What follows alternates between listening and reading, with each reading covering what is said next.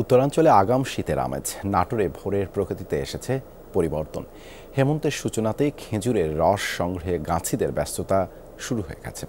কৃষিপ্রধান বাংলাদেশে এই ঋতুতেই প্রধান ফসল ধান ঘরে ওঠে। Double million offer Walton fridge কিনে পেতে পারেন 20 লক্ষ টাকা, রয়েছে কোটি কোটি টাকার নিশ্চিত উপহার।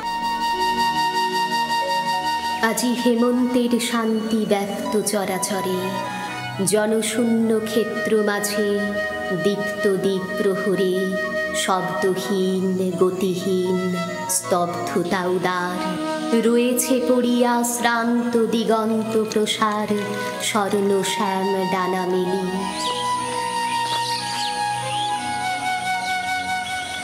শীতের লক্ষণ বোঝা যাচ্ছে। আজকে দেখি রাস্তায় প্রতিদিন হাঁটি, এমনি আজকে হাঁটতে গিয়ে দেখি যে কুয়াশা এমনভাবে পড়েছে, কুয়াশা আমার শরীর ভিজে গেছে এবং দাড়িও ভিজে গেছে।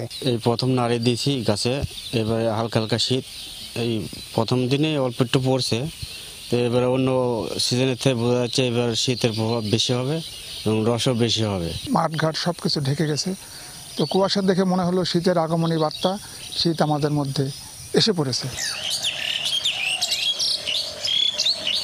হিমেল বাতাস আর মৃদু কুয়াশা মানেই প্রকৃতিতে হেমন্ত এসে গেছে। শীতের আগমনী ডঙ্কা বেজে উঠেছে দূরে। বনলতা সেনের শহরে কুয়াশার চাদর জড়িয়ে গুটি গুটি পায়ে যে হিম জড়ো হচ্ছে, তা তো নবান্নের জন্যই।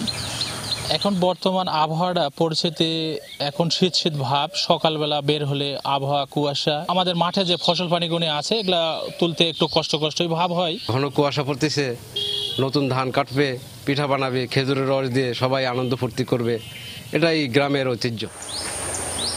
কার্তিক শেষে জলের স্বচ্ছতা মুছে যায় অগ্রাণের মাঝপথে।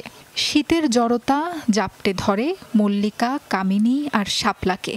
তার আগে প্রকৃতির ক্যানভাসে আদিগন্ত সবুজের আলপনা এঁকে চলে ঋতুকন্যা হেমন্ত। সাবরিনা লিজা, যমুনা নিউজ।